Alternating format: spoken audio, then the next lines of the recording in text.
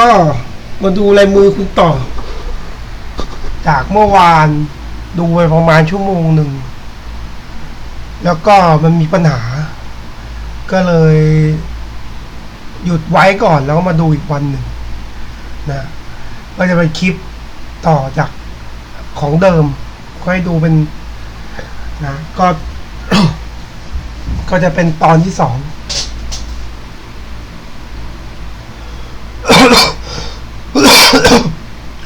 ก็เป็นดูเส้นชีวิต นะก็มาถึงดูเส้นสมองนะเส้นสมองก็จะเป็นเกาะมีเส้นข้างในที่เป็นลักษณะเชิงเกาะ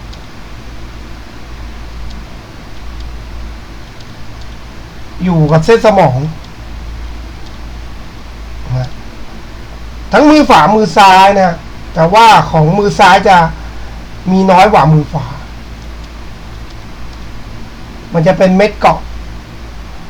อยู่กับเส้นสมองเกาะแปลว่าเป็นความหมายที่ไม่ค่อยดีนะอยู่กับเส้นสมองก็จะทำให้สมองไม่ค่อยดีคือสมองไม่ค่อยดีก็คือปวดหัวหรือความคิดไม่แจ่มใสหรืออาจจะมีความเครียดนะจะสังเกตได้ว่าลักษณะเส้นสมองที่เป็นเกาะ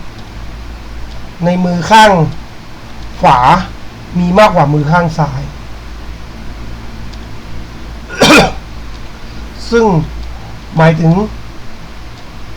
ความปวดหัวหรือความเครียดของเจ้าของมืออาจจะมีมากโดยเฉพาะการปวดหัวแถวหน้าผากแถวขมับ นะแต่ก็ยังโชคดีหน่อยที่ว่าในมือซ้ายมีเกาะน้อยกว่ามือขวาซึ่งมันหมายความว่าคุณอาจจะมีเรื่องราวปวดหัวเรื่องเครียดในตอนแรกหรือชีวิตตอนแรกแต่ตอนหลังมีน้อยลงมาคนที่มีเส้นสมองเป็นเกาะนะก็มักจะเครียดเรื่องงานเรื่องเรียนหรือเรื่องทั่วๆไปง่ายกว่าคนไม่เป็นหรือความคิดไม่ค่อยแจ่มใสนะ หรืออาจจะมีความวิตกกังวลได้มากกว่าคนเส้นสมองไม่ค่อยเป็นเกาะหมายถึงว่าทุกคนก็ต้องมีความวิตกกังวลแต่คนที่มีเส้นสมองเป็นเกาะมันก็กังวลกระวายมากกว่ามันเหมือนก็มีเรื่องกุ้มใจสักคนที่เส้นสมองเป็นเกาะเหมือนมีเรื่องเครียดเรื่องเครียดเนี่ยตีเป็นตัวเงินสัก10 บาทแต่คนที่มีเส้นสมองเป็นเกาะอาจจะคิดว่าไอ้ความเครียดเนี่ยมัน100 บาทนะเหมือนความทุกข์100ความทุกข์10 บาทกลายเป็น100เลย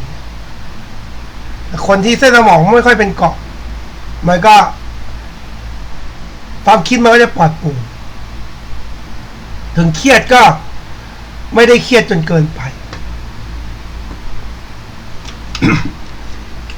เรื่องเครียด10 บาทก็เท่ากับ10 บาทพอดีหรือบางคนสุขภาพจิตดีๆเรื่องเครียดสัก100 บาทก็อาจจะเหลือแค่10 บาท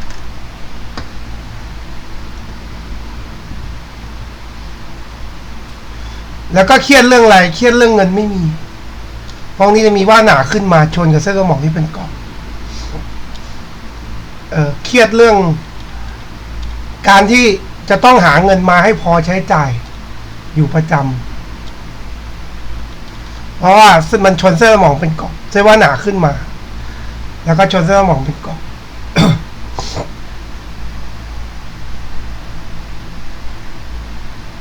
ส่วนเส้นสมองก็มีเส้นตัดค่อนข้างมาก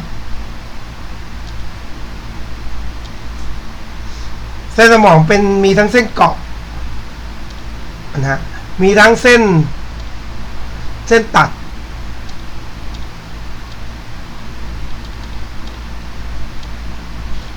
เห็นได้ว่าทางเดินทางเส้นสมองหรือทางเดินของเส้นสมองบีเส้นตัดอยู่ตลอดแนว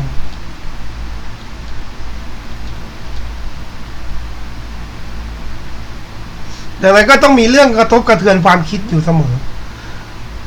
นะเรื่องทุกข์เรื่องอาชีพการงานเรื่องความเป็นอยู่นะก็จะมีเรื่องมากระทบกระเทือนสมองอยู่เสมออย่างเช่นเรื่องงานเรื่องเงินเพราะว่าตรงนี้ก็เส้นสีเขียวแทนเส้นวาสนาหมายถึงงานหมายถึงเงินเส้นสีดำคือเส้นทำลายหรือตัดขวางตัดเมื่อมีงานอาจจะมีศัตรูในที่ทำงานเส้นนี้เป็นเส้นศัตรูด้วยศัตรูในที่ทำงานก็หมายถึงว่าอาจจะทำงานแล้วมีอุปสรรคนะมาจากเส้นหรือผู้อุปถัมภ์ทั้งเรื่องการงานทำให้เกิดอุปสรรคก็ได้ตัดตรงนี้ถือว่าเป็นเส้นศัตรูหรือเครียดเรื่องงานก็ได้เครียดเรื่องอาชีพก็ได้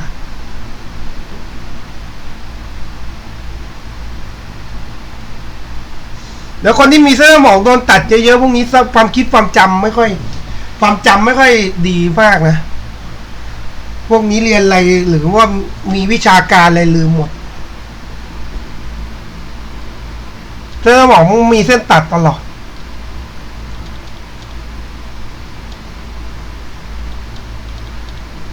มันจะตัดเส้นสมองตลอด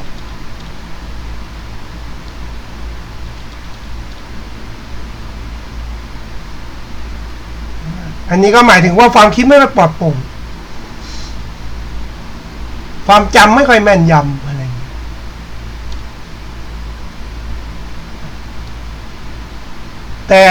แต่สมองฉลาดอยู่เพราะว่าปลายมันคมเป็นเข็มฉลาดแต่จำไม่ค่อยได้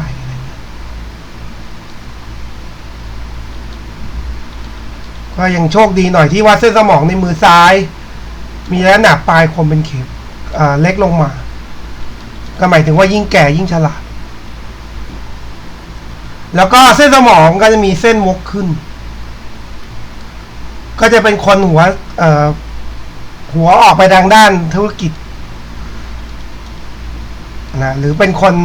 สนใจทางด้านการลงทุนการค้าขาย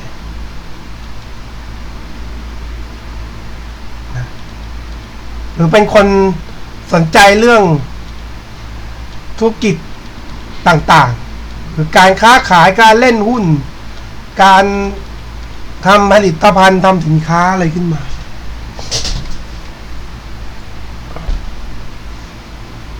ก็จะมีเส้นสมองวกขึ้นหาเนินพุทธ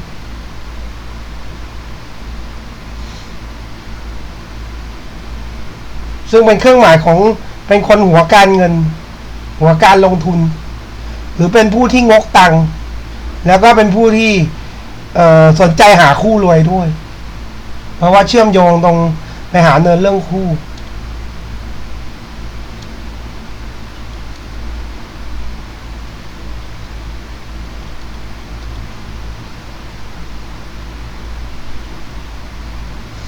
ส่วนเส้นสมองก็เป็นคนมีความเชื่อมั่นในตัวเองนะเป็นคนมีพยายามจะหาเหตุผลเป็นเส้นสมองมีเหตุผลเพราะว่ามันเกิดขึ้นห่างจากเส้นชีวิตเล็กน้อยแล้วมันก็จะเป็นยกตัวออกจากเส้นชีวิต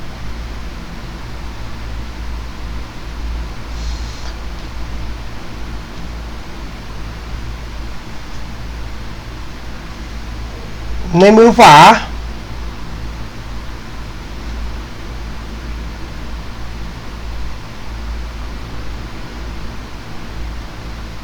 เส้นสมองก็ยังเป็นเกาะมาจากเส้นชีวิตด้วยนะเป็นเกาะมายาวเลยแต่เส้นชีวิตก็เป็นเกาะไปด้วยในชีวิตตรงต้นเป็นเกาะความจริงคุณก็ไม่ได้เป็นคนสุขภาพแข็งแรงนะหมายถึงว่าถ้าอายุเข้าไปเยอะๆเพราะว่าเส้นชีวิตเป็นเกาะทั้งตอนต้นตรงเนี้ย เป็นทั้งสองมือมือขวาก็เป็นมือซ้ายก็เป็น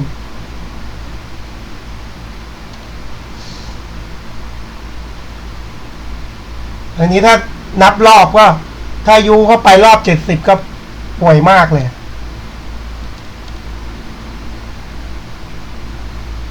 เพราะว่าเวลาหลักการวัดเส้นชีวิตมันจะวัดไปที่70แต่มันวนกลับมาอีกรอบหนึ่งคือ7172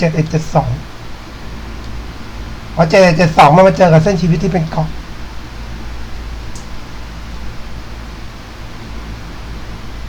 หรือถ้าพูดให้เข้าใจง่ายๆคือคุณอายุเข้าไป71ก็เริ่มป่วยเริ่มใกล้จะตายขึ้นมาทุกทีหรือก็เริ่มมีโรคประจำตัวบิ๊กป้อมก็มีเส้นชีวิตเป็นเกาะ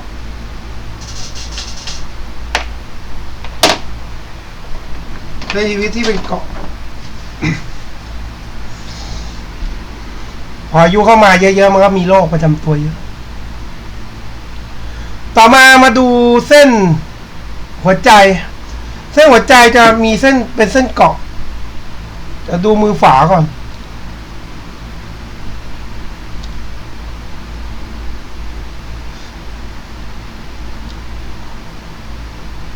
หัวใจที่เป็นเกาะก็หมายถึงว่าเป็นคนชื่อเสียงเสียเรื่องความรักหรือเจอความรักที่ไม่ดีเจอคนที่เจ้าชู้หรืออาจจะไม่มีความรักอาจจะเห็นความรักเป็นเรื่องสนุกเป็นเกมในกีฬาอย่างใดอย่างหนึ่งก็ได้นะเห็นได้ว่าเส้นหัวใจที่เป็นเกาะมีอาณาเขตไปถึงจนอายุประมาณ33-34ซึ่งมันทำให้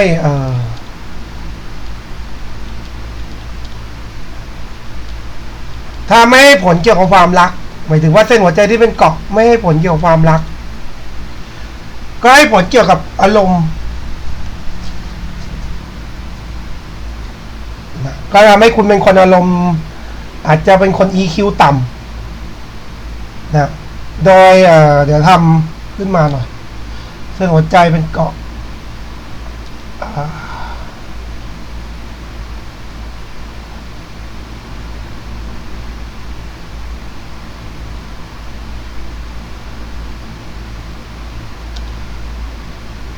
ทำไว้ทีเดียว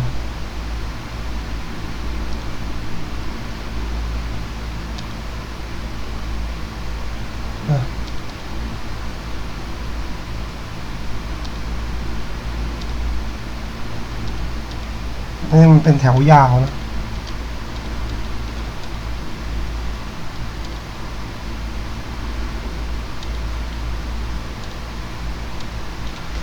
เส้นหัวใจเป็นเกาะไว้ทำไว้ทีเดียวเพราะคนมาดูมีคนเป็นเส้นหัวใจเป็นเกาะบ่อย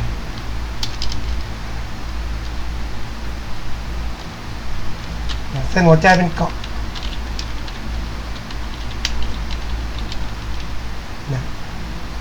เอาแบบเจอเหตุที่เป็นเกาะแบบชัดเจนนะ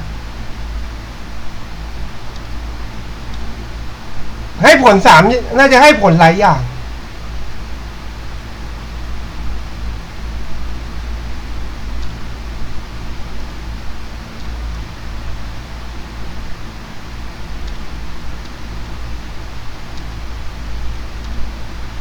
หนึ่งความรัก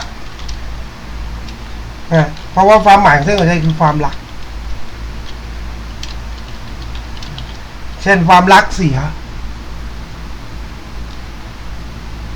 เจอคนรักไม่ดีเจอคนเจ้าชู้หรือเป็นที่ตัวเราเองเป็นกับคนรักก็ได้หรือตัวเราก็ได้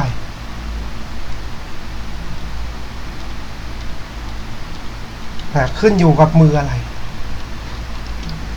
เป็นในตัวเราก็ได้2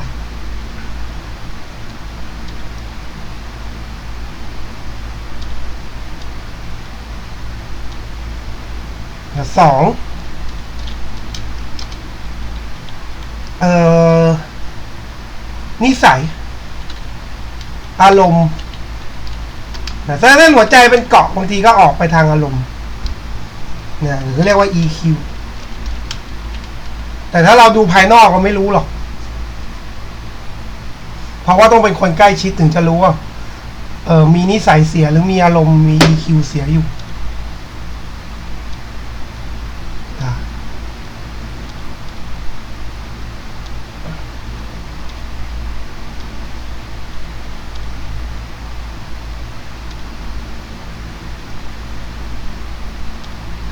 สามก็จะเป็น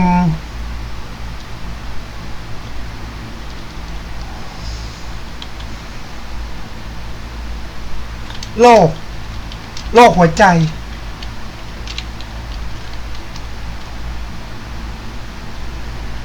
เป็นโรคหัวใจสายตาต้องเป็นก่อยาว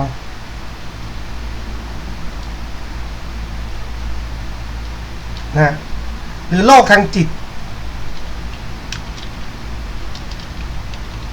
คนที่มีเส้นหัวใจเป็นเกาะก็น่าออกประมาณเนี้ยอาการออกประมาณ3แบบ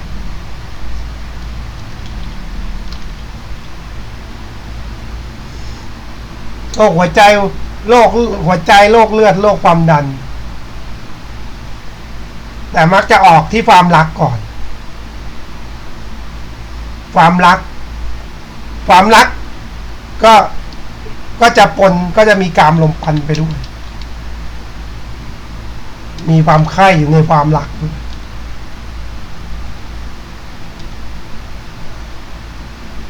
ในเส้นหัวใจเป็นเกาะ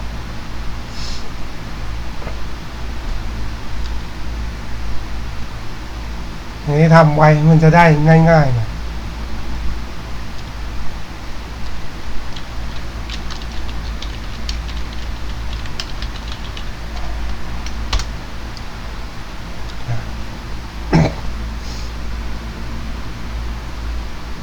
แต่เกาะในมือซ้ายมากกว่ามือขวา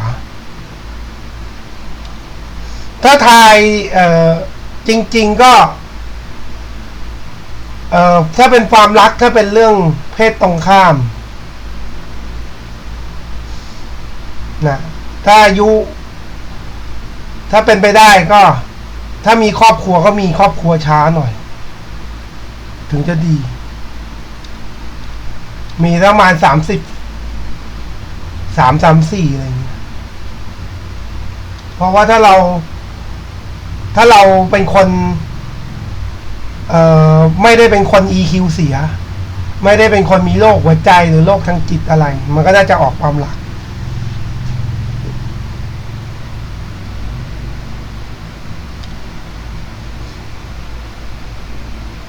แล้วก็เส้นหัวใจก็เป็นเส้นหัวใจยุ่งยากด้วยเพราะว่าถือว่าเป็นคนมีความพยายามอย่างยุ่งยากหรืออาจจะเป็นคนที่พยายามที่จะทำงานทำการหลายอย่าง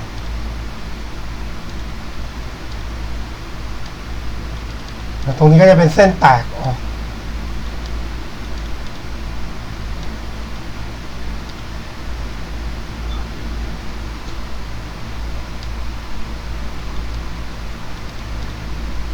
เป็นเครื่องหมายยุ่ง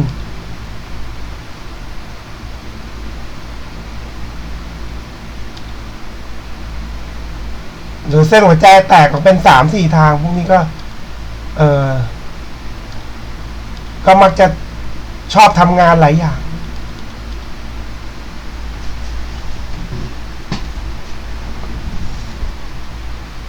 แล้วก็เส้นหัวใจที่เป็นลักษณะยุ่งก็เป็นคนที่มีจิตใจยุ่งวุ่นวายอยู่เสมอหรืออาจจะมีความทุกข์ด้วยเรื่องใดเรื่องหนึ่งอยู่เสมอหรือมีความร้อนรนด้วยเรื่องใดเรื่องหนึ่งอยู่เสมอเพราะว่าเส้นหัวใจแตกเนินร้อนรนแล้วตรงโซนตรงนี้มันมีเส้นที่เป็นเหมือนครอบหัวอยู่นะเส้นนี้ไม่รู้เส้นนี้ไม่มีในตำรานะ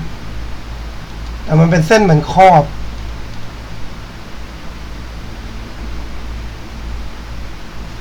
เนินเสาส่วนมากเส้นนี้ไม่ค่อยดีไอ้เส้นสีดำ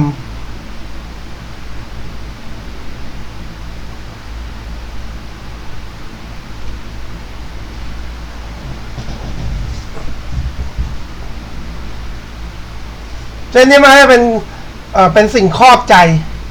นะให้ตัวเองไม่มีความสุขไม่ว่าจะอาจจะมีเรื่องใดทุกข์อยู่เสมอก็ได้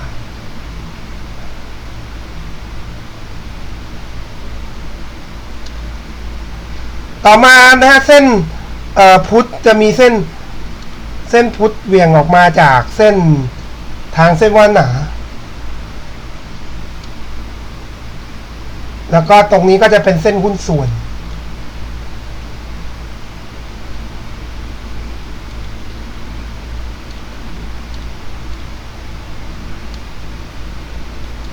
คือมีหนาแบบพับหวาย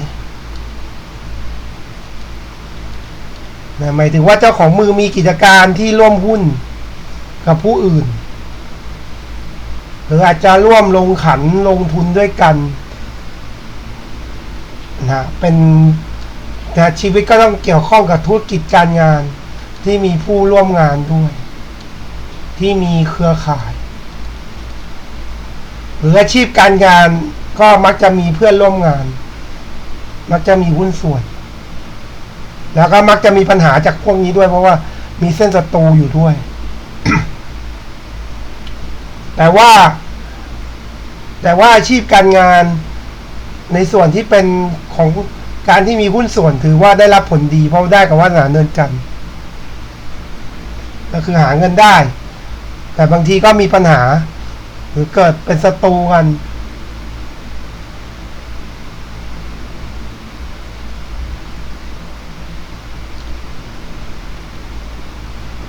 นี่ก็มีทั้งสองมือนะเส้นพุทธแต่มันมีหนาไม่ค่อยเข้มแข็งเท่าไหร่มันแบบปะอย่างมือก็ยังเป็นเด็กอยู่เส้นยังเปลี่ยนอีกเยอะอ่านเรื่องราวไปโอกาสเพี้ยนเยอะเหมือนกันเพราะว่าเส้นมันอีก10 ปีข้างหน้า15 ปีข้างหน้าเส้นมันยังมีทางเปลี่ยนไปเยอะ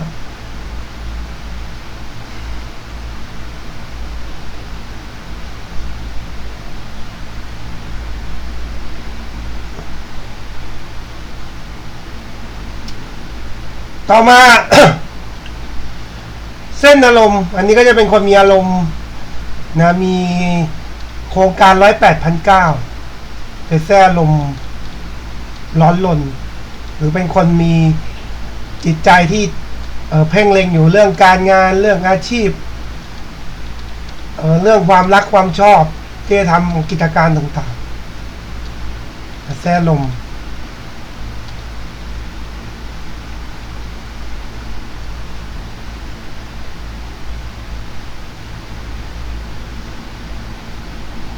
ออกมาเส้นคุ้มกันเป็นเส้นแตกตรงนี้เห็นว่ามีรอยแตกอยู่นะ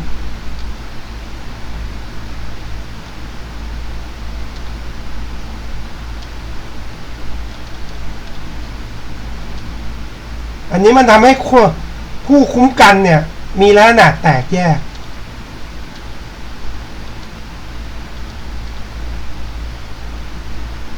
จะเรียกว่าพ่อแม่แยกทางกันภายหลังอาจจะเป็นไปได้หรือพ่อแม่จนลงหรือกิจการที่ทำอะไรไม่สำเร็จในช่วงระยะเวลาที่เป็นเส้นแตกแต่ไม่ใช่ตัวเรานะไม่ได้เป็นที่ตัวเรานะเป็นเส้นคุ้มกันเป็นเครื่องหมายแตกแยก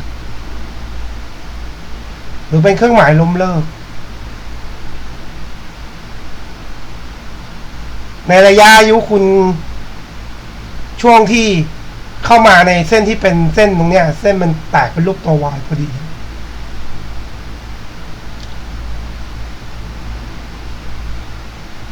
นะแต่ช่วงหลังขาดทุนไปเยอะหรือล้มเลิกกิจการเพราะว่าเส้น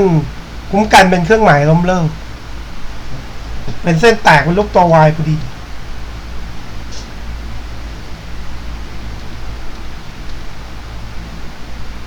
แต่บางคนก็เป็นพ่อแม่แยกทางกันแบ่งเป็น2 ทางเพราะเป็นกิจการล้มเลิกหรือเขายากจนลงก็ขึ้นเป็นเครื่องหมาย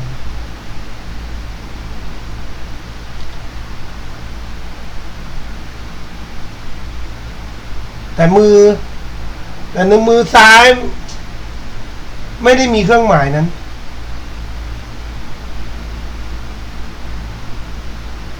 มีแต่เป็นเครื่องหมายที่ฉีกออกเฉยๆ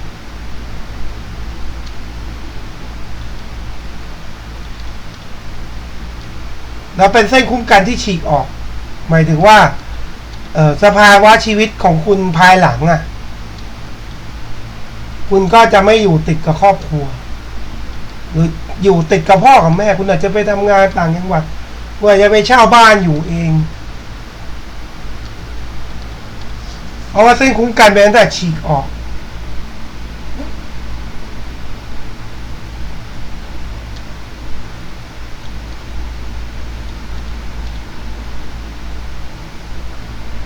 คือมันไม่อยู่ติดกับเส้นชีวิตอย่างนี้ไงมันไม่ขนานติดกับเส้นชีวิตถ้ามันขนานติดกับเส้นชีวิตเนี่ยเราจะอยู่กับพ่อกับแม่นะหรือทำงานร่วมกับพ่อกับแม่ไปตลอดหรืออยู่บ้านเดียวกับพ่อกับแม่ถ้ามันเป็นเส้นขนานแบบนี้นะแต่บังเอิญว่ามันเป็นเส้นฉีกออกเหมือนแล้วเรายิ่งโตเรายิ่งห่างโดยเฉพาะตรงที่มาตรงช่วงที่มันเริ่มฉีกมันก็ยิ่งเรายิ่งห่างจากครอบครัวห่างกับพ่อแม่ห่างเส้นคุ้มกัน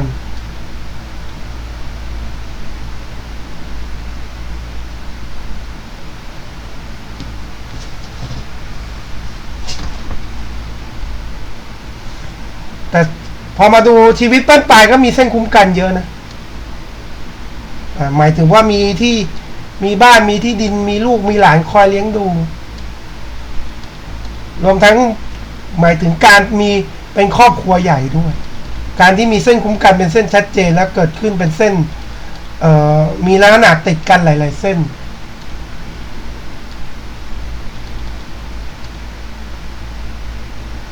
ซึ่งหมายถึงชีวิตปั้นปลายค่อนข้างมีความผาสุกจะมีลูกมีหลานมีบ้านมีที่อยู่มีบริวาร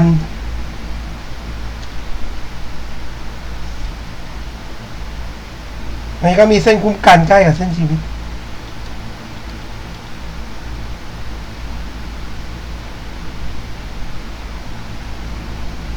อันนี้ก็ไม่รู้ดูอะไรแล้วเหลือแต่ตอบคำถามแล้วก็เส้นก็ถือว่าดูเขาก็ถือว่ายากนิดนึงมันเป็นเส้นเล็กๆแล้วพอมันเป็นเส้นเล็กๆนี่มันจะเราก็ไม่รู้จะอ่านยังไงอ่านเส้นเล็กก็อ่านมันก็อ่านแล้วก็จะผิดด้วยเพราะว่าธรรมชาติของลายมือเนี่ยเส้นที่เล็กมันก็จะมีอิทธิพลน้อยตัดสินใจคำถามถ้าเรื่องอาชีพการงานคุณทำอาชีพกินเงินเดือนเป็นหลักในอนาคตหรือเป็นลูกจ้างเขารายได้ค่อนข้างดีส่วนจะร่ำรวยไหมไม่ร่ำรวยในอาชีพการงานที่เป็นลูกจ้างเขาหรืออย่างต่ำที่สุดคุณไม่เป็นลูกจ้างเขาอาจจะเป็นลูกจ้างในครัวเรือนให้ร่ำรวยไหมก็จากการเป็นลูกจ้างเขาอันนี้ยังไม่ตอบแล้วก็จะมีอาชีพเสริมนอกจากกินเงินเดือนเป็นร้านค้าหรืออาจจะเป็นธุรกิจจากทางบ้านเป็นงานเสริมนอกเหนือจากงานกินเงินเดือน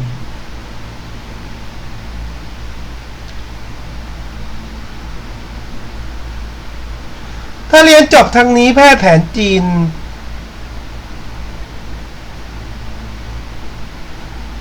ในลายมือมีเครื่องหมายแพทย์ไหมถ้ามีเครื่องหมายแพทย์มันก็จะชัดเจนหน่อยเครื่องหมายแพทย์มันจะเป็นเครื่องหมายแบบนี้นะเครื่องหมายที่เกิดขึ้นบนเนินอาทิตย์แล้วก็ตีกันเป็นแบบนี้เพราะว่าคุณมีเครื่องหมายที่เป็นเกี่ยวกับแพทย์อยู่พอดี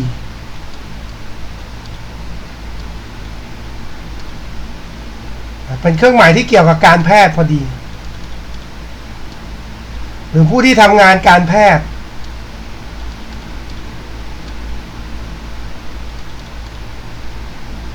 อันนี้น่าจะอยู่บนในเส้นอาทิตย์นะเดี๋ยวผมลองเปิดตำราดูเพราะว่าเส้นเนี้ย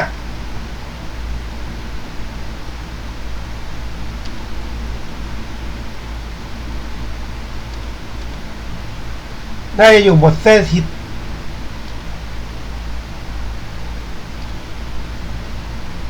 เป็นเครื่องหมาย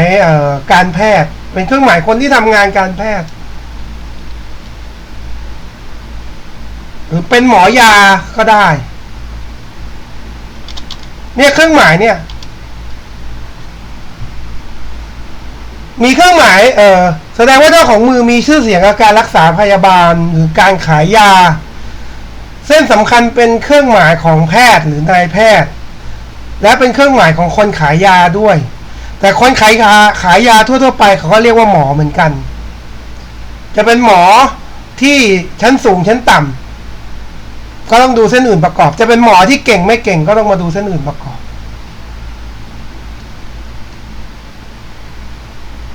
มีเส้นแบบนี้อยู่ซึ่งบังเอิญมีเครื่องหมายแบบนี้อยู่ด้วย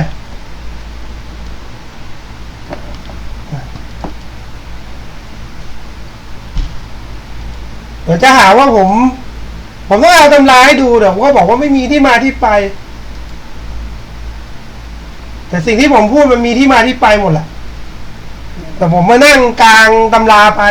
ดูไปทำแบบนั้นไม่ได้แต่มันมีเครื่องหมายการแพทย์อยู่แล้วก็ถ้าคุณศึกษาหาความรู้อย่างยาวนานอย่างต่อเนื่องเพราะโลกอ่ะเขาต้องการคนเก่งแล้วเราจะเก่งแบบถ้าเราอยากจะได้มีตังค์เยอะหรือมีลูกค้าเยอะเราก็ต้องเก่งกว่าชาวบ้านเขาเราก็ต้องเก่งจนมั่นใจว่าในโลกเนี่ยไม่มีใครเก่งกว่าเรา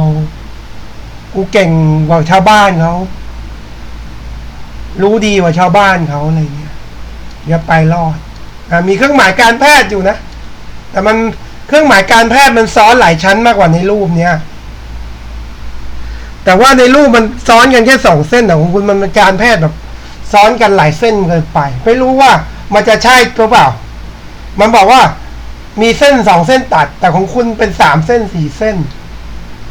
ไม่รู้ว่าจะใช้แทนกันได้เปล่าแต่ถ้ามีอยู่ก็อันนี้ก็น่าจะใช้แทนได้นะเพราะว่าคุณมีคำถาม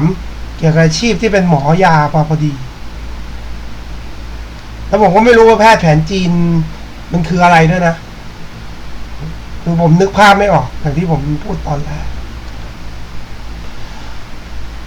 ตั้งใจทำแบรนด์ก็ทำบางทีพวกแพทย์พวกยาสมุนไพรมันทำแบรนด์ง่าย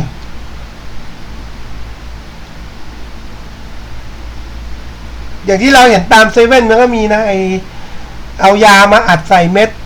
มาอัดใส่ซองแล้วก็ขายซองละ40แต่ข้างในมันเป็นสมุนไพรเงี้ยเขาจะใส่ถังเช่าใส่กระโสมใส่กับเห็ดอะไรวะเห็ดอะไรที่มันแพงๆเห็ดที่มันเป็นยาเนี่ยแล้วก็ใส่เบต้าคาร์ทีนใส่อะไรไปเงี้ยมันก็มีสินค้าประเภทนี้เยอะอยู่แล้วนะ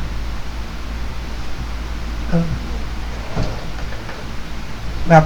มีฟาวเครือมีกระชากมดลูกอะไรเงี้ย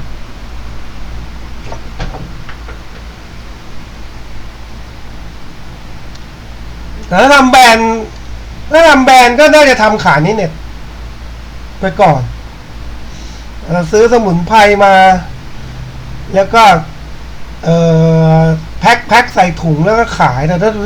ถึงขั้นแบบวางขายในเซเว่นนี่มันผมว่าก็เส้นลายมือคุณยังไม่ไปถึงขั้นนั้นนะชีวิตมีอุปสรรคเป็นธรรมดาถามยาก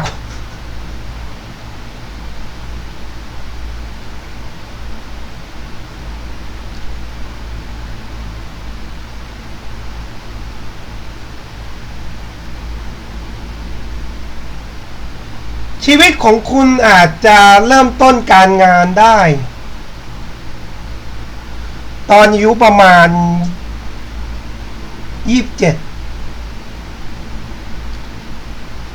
26 27ขึ้นไปหรืออาจจะมีอาชีพการงานที่พอจะไปได้เรื่อยๆหรือไปได้นานนะแต่ผมคิดว่าอย่างตัวคุณเนี่ยผมว่ายังชีวิตช่วงแรกๆเนี่ยเรียนจบมา22 23 24 25เนี่ยผมว่าไม่น่าจะอยู่ตัว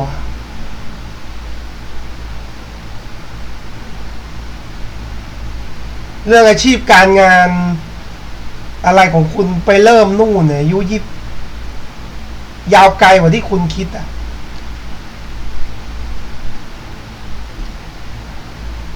แล้วก็ชีวิตก็มีขึ้นมีลงเป็นธรรมดาเพราะว่าเส้นวาสนาคุณขาดตอนบ่อยแล้วก็ชีวิตก็ถ้าเริ่มอยู่ตัว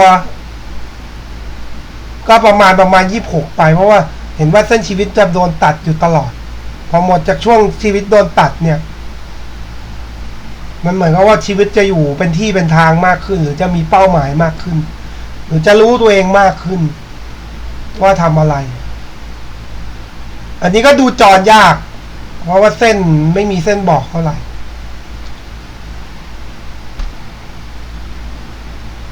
อยากทราบชีวิตคู่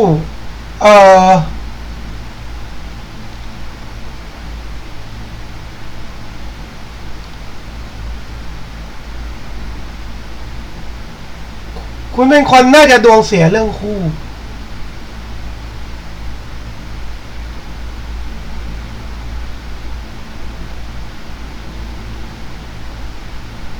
เรื่องคู่คุณไม่ดีเลยถ้ายิ่งก่อนช่วง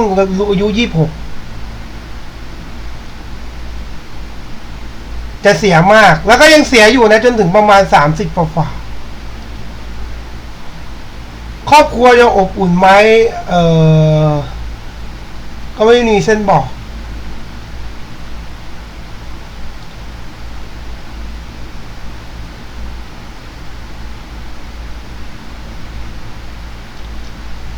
มีแต่ว่าชีวิตปั้นปลายอบอุ่นลูกบ้านปลายมีคนคอยเลี้ยงดูหมายถึงลูกด้วยอันนี้ก็ยังตอบไม่ได้ผมไม่ตอบได้หมดทุกเรื่องแล้วก็ถ้าเส้นบุตรเป็นเกาะอย่างนี้ก็แสดงว่ามีลูกช้าด้วยหรือมีหลัง30ขึ้นไป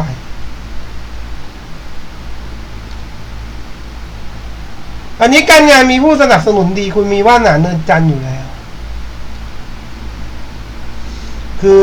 เกิดมามีผู้ใหญ่คอยอุปถัมภ์อยู่แล้วแต่เขาจะไม่อุปถัมภ์เขาจะไม่อุปถัมภ์เต็มที่หรือไม่อุปถัมภ์เขาจะไม่อุปถัมภ์ตลอดคือเขาอุปถัมภ์เราเนี่ยแล้วเขาก็เลิกอุปถัมภ์แล้วเราก็ให้คนอื่นไปอุปถัมภ์อีกทีหนึ่งเหมือนผู้ที่อุปถัมภ์เนี่ยไม่ได้อุปถัมภ์คุณไปตลอดเหมือนนายจ้างคนเนี้ยเขาไม่ได้รักคุณไปตลอดหรือเขาไม่ได้เห็นดีเห็นงามกับคุณตลอดแต่อุปถัมภ์ดีไหมดีแต่ไม่ได้ดีตลอดงงไหมคือมันเหมือนถ้าเปลี่ยนหัวหน้าคนนี้เคยเป็นหัวหน้าเราเคยเป็นนายจ้างเราเคยเป็นผู้อุปถัมภ์เราเคยเป็นลูกค้าเราเคยซื้อดีอยู่ช่วงนึงเขาก็ไม่ซื้อแต่เราก็หาคนอื่นมาอุปถัมภ์ได้อีกประมาณนั้นน่ะอันนี้เรื่องอื่นไม่รู้ว่าจะเพิ่มเติมอะไรแนวโน้มอยู่ในประเทศไทยมากกว่าอยู่ต่างประเทศ เส้นลายมือไม่ได้มีเส้นที่บ่งบอกถึงการไปอยู่ต่างประเทศเท่าไหร่เลยน่าอยู่ในประเทศไทยเป็นหลักไปต่างประเทศก็แค่ไปเที่ยว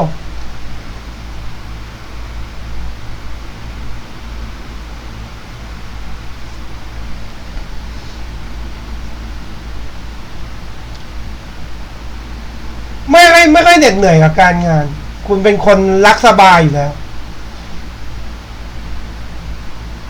โดยทั่วไปคุณเป็นคนทำงานสบายแล้วเป็นวาสนาที่มาจากเส้นชีวิตคุณไม่ค่อยมีวาสนาที่ผ่าเนินลำบากไม่ค่อยมี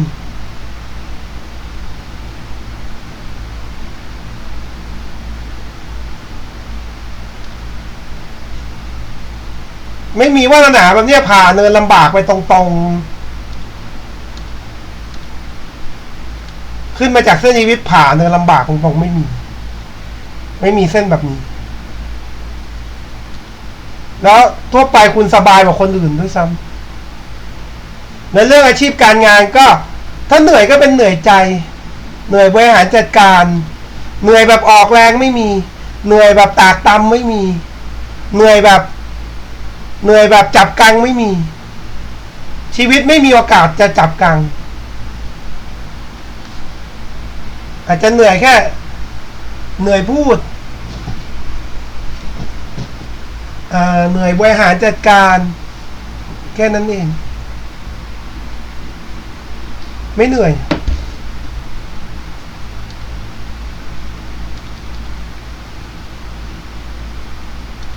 อันนี้ก็ไม่รู้ดูไงละอายุแค่18เองไงแล้วดูล่วงหน้าไปเยอะก็ไม่รู้จะดูไงนี่ก็เพิ่งม.6 เองแล้วเพิ่งตัดสินใจเข้าเรียนแพทย์ด้วยแล้วความจริงจากเส้นลายมือวาสนาคุณมาตอนอายุประมาณ26-27หมายถึงว่า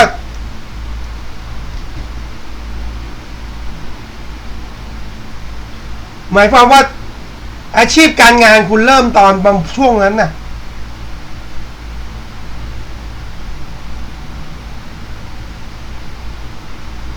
หมายถึงว่าคุณอาจจะเรียนเยอะเรียนนานหรือมีอาชีพการงานช้า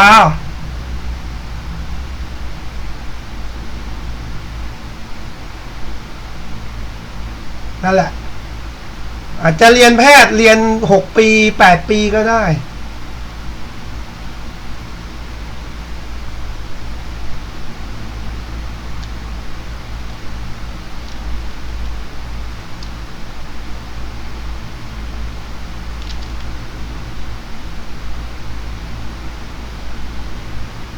แต่เรียนจบเร็วมา23ทำงานเนี่ย23ทำงานไม่มีเส้นบอกเลยนะโอกาสล้มมีสูงเลยโอกาสทำอะไรเป็นชิ้นเป็นอันไม่ได้เลยเอาไว้ชีวิตคุณไม่มีอะไรเป็นชิ้นเป็นอันที่ทำได้มากเท่าไหร่จะบอกคุณอายุ26-27ไปแล้วดูจากเส้น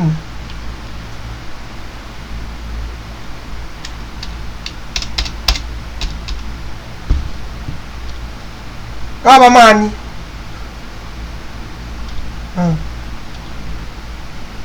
อันนี้ก็เรื่องของเขานะอันนี้บอกมาก็ดี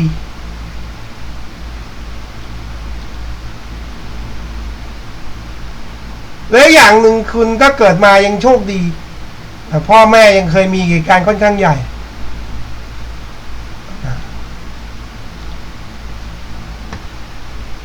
แล้วก็ถ้าเขายากจนขึ้นมาก็ดีพ่อแม่เจ๊งไปเลยก็ดีเพราะว่าถือว่าเป็นการเสียสละให้กับคุณเพราะว่าบางคนเกิดมาจนแต่ก็ไปสร้างเนื้อสร้างตัวให้รวยเขาเรียกว่าพ่อแม่สละเป็นคนจนลูกจะได้รวยกว่าพ่อแม่แต่ถ้าพ่อแม่คุณเป็นคนรวยคุณจะรู้สึกมันจะเป็นความรู้สึกอีกอย่างหนึ่งพ่อแม่รวย100 ล้าน1,000 ล้านเนี่ยเราก็จะไปรู้เราก็จะ เราก็จะมาคิดว่าเราจะสร้างเนื้อสร้างตัวไงให้สู้พ่อแม่ได้ แบบสู้สร้างเนื้อสร้างตัวแบบไม่พึ่งฐานะพ่อแม่เลยแบบเอาเริ่มต้นเป็นศูนย์แล้วจะแข่งกับพ่อแม่ยังไงดี